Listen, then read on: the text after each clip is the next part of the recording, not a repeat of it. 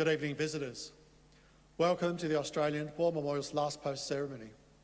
My name is Craig Burrell, and joining us today from the Australian Army is Major Graham Hales. Today we commemorate the 30th anniversary of the end of the Cold War. The Union of Soviet Socialist Republics and the United States of America co-opted to defeat Nazi Germany during the Second World War. But as this conflict came to an end, existing tensions between the two superpowers grew. As the international community polarised into opposing blocs, Australia looked to strengthen its alliance with its great and powerful friend, the USA. The world that followed was described as being in the grips of a Cold War, a paranoid war fought in a hostile, bipolar world through containment and competition, an arms race, a space race, and regional proxies. Despite the supposed coldness of the war, Australia was involved in notable hotspots. Following the Communist Revolution of China in 1949 and the North Korean infiltration of South Korea in 1950, Australia committed to the Korean War. In 1962, Australia committed forces to Vietnam in an attempt to prevent the spread of communism through Southeast Asia and to maintain and strengthen the alliance with the USA. It wasn't until decades after severe economic problems and the growing political ferment that Premier Mikhail Gorbachev redefined the Soviet Union's relationship to the rest of the world through new policies of political openness and economic reform.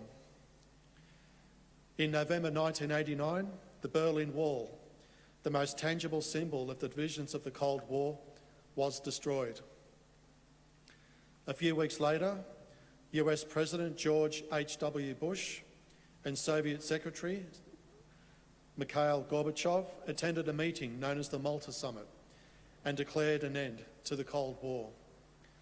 Gorbachev stated, "The world is leaving one epoch and entering another." We are at the beginning of a long road to a lasting peaceful era. The threat of force, mistrust, psychological and ideological struggle should bring all things of the past. President Bush said, "We can realise a lasting peace and transform the East-West relationship to one of enduring cooperation. That is the future that Chairman Gorbachev and I began right here in Malta." As we celebrate the end of the Cold War, we are reminded that its resonance and reverberations remain with us today. Australian troops continue to be involved in Afghanistan, decades after the Soviet Union abandoned the Soviet-Afghanistan War, sometimes referred to as the Soviet Vietnam. We pay our respects to the men and women commemorated here on the Roll of Honour and to the survivors who returned home. We warmly welcome the family of Trooper Allan Gordon McMartin, whose story will be told shortly. We are honoured to acknowledge the following delegations: the representatives from the Mongolian Ministry of Defence, the Defence Conference Group, and the Brunei Defence Delegation, who are attending this evening's ceremony. We welcome the veterans who have served, those that are still serving, and the families that love and support them. We acknowledge the members of RSL and Services Clubs Association, RSL Victoria, and RSL Queensland, who are watching the broadcast of this ceremony across Australia. During this evening's ceremony, wreaths will be laid at the base of the Pool of Reflection by family, visitors and students on behalf of the following schools. From New South Wales, Valentine Public School and St Pius X High School, Adamstown. From South Australia, Kimber Area School, Secondary Department. From the Northern Territory, Casuarina Senior College, Moyle. And from Queensland, Gladstone State High School. If you're able, please stand and join in singing the national anthem. Please stand.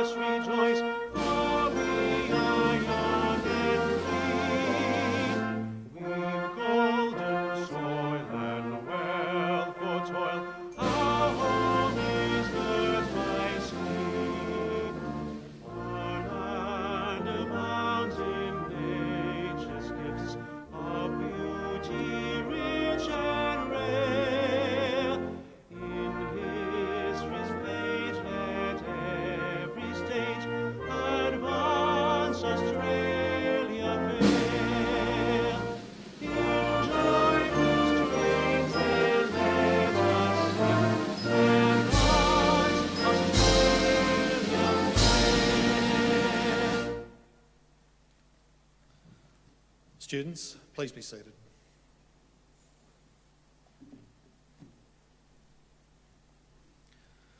The Australian War Memorial was the vision of Charles Bean, Australia's First World War official historian.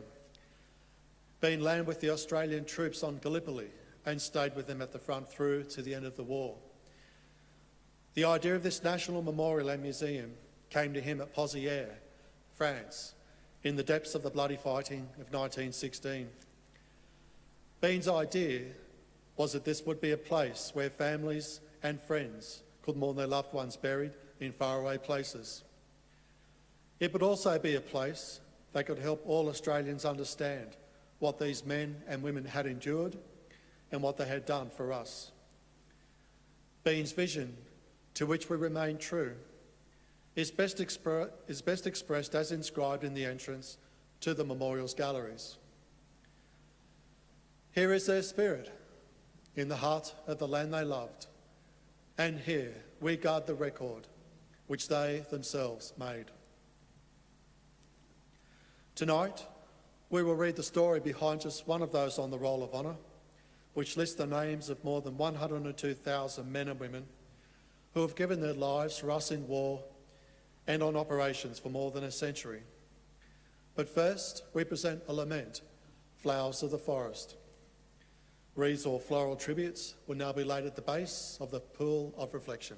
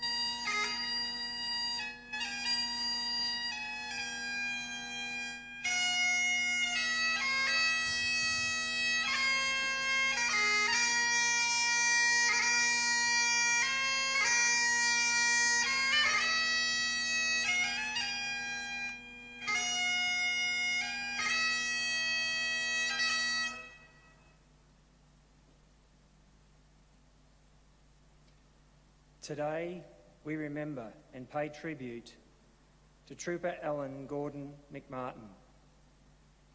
Allan McMartin was born in 1893 at Tyree Station near Dunaloo in New South Wales.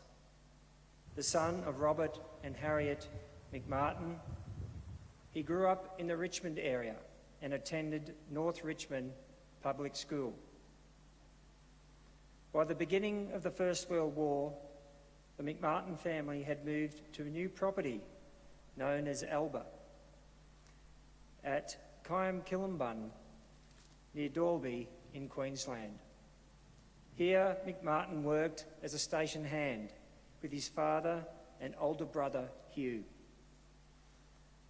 After enlisting in the 1st Imperial Force on the 23rd of December 1914, McMartin went through a brief period of training at Enoggera and was allocated to the 4th Reinforcements to the 2nd Light Horse Regiment.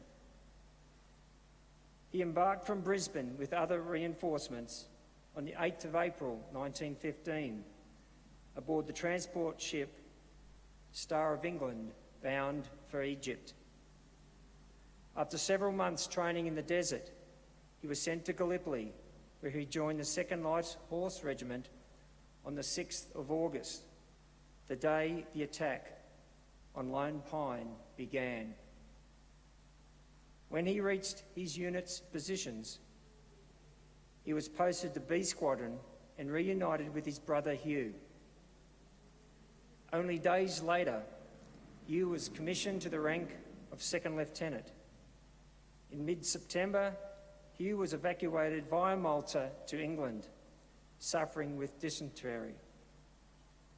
At the end of the month, Allan McMartin was evacuated to Malta, suffering from the same ailment.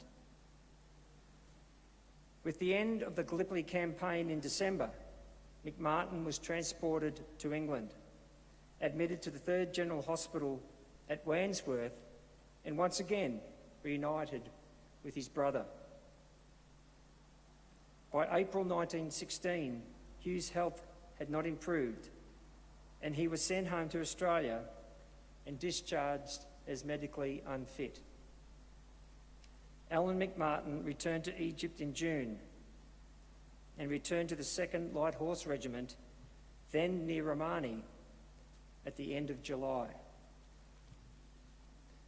A little over a week later, Martin took part in his first major battle when on the night of the 3rd and the 4th of August, Ottoman troops attacked Australian and British positions at Romani in an attempt to reach the Suez Canal. This attack was soundly defeated, and after the battle, the 2nd Light Horse Regiment was withdrawn to rest and refit. It was back in action by December, taking part in the battles of Magna Ubba and Rafah. By April 1917, the British advance had reached Gaza. 2 disastrous battles were fought, with the British-led forces suffering heavy casualties. McMartin and the 2nd Light Horse took part in the second of the battles as the Allies suffered heavy losses. On the 31st of October, an attack was launched on the town of Beersheba. In the early afternoon, the 2nd Light Horse Regiment was sent to assist the New Zealanders' attack on Tel El Saba, a dominant hill which covered the approach to Beersheba. During their advance, the men came under Ottoman shell fire, and after suffering casualties, they took cover in nearby mud huts. They were forced out soon after by more artillery fire, this time from British guns. Further casualties were sustained during the bombardment, but the attack on Tel El Saba was successful, and the famous charge of the 4th Light Horse Brigade captured Beersheba soon after. The 2nd Light Horse Regiment's War Diary entry for the 31st of October stated that 1 officer in 1 other rank had been killed and 2 officers in 11 other ranks had been wounded. Amongst the wounded was McMartin. He was recorded as being dangerously wounded. Sadly, his wounds proved to be mortal, and he died the following day. He was 24 years old. McMartin was initially laid to rest under a gum tree near the Beersheba railway station. But after the war, his remains were exhumed and reinterred in the Beersheba Military Cemetery. His name is listed on the Roll of Honour on my right, amongst almost 62,000 Australians who died while serving in the First World War. His photograph is displayed today beside the pool of reflection. This is but one of the many stories of service and sacrifice told here at the Australian War Memorial. We now remember Trooper Allan Gordon McMartin, who gave his life for us, for our freedoms, and in the hope of a better world.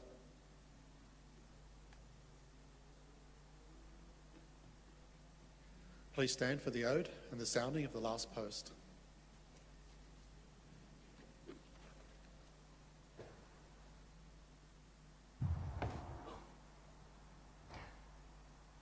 They shall grow not old, as we that are left grow old. Age shall not weary them, nor the years condemn.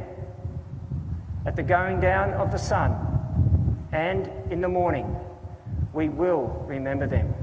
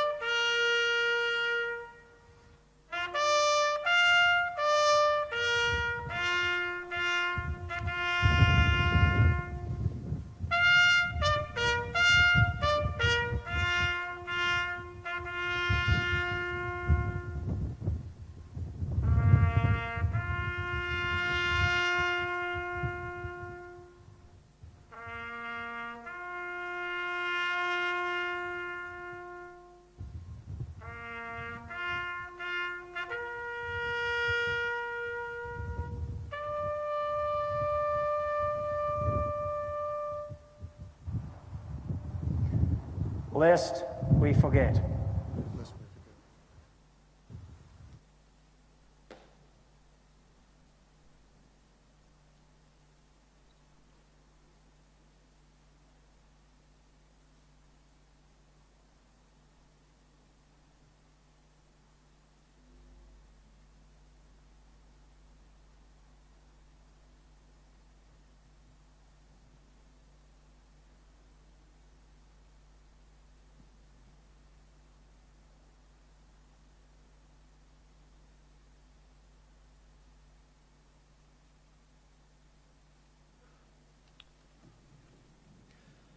We leave you this evening with the words of the memorial's founder, Charles Bean.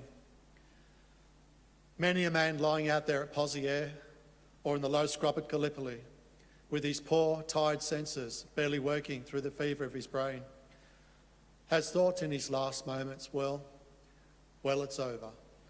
But in Australia, they will be proud of this. Ladies and gentlemen, girls and boys, that concludes the last post ceremony. We thank you for visiting the Australian War Memorial, and we wish you all a very good evening.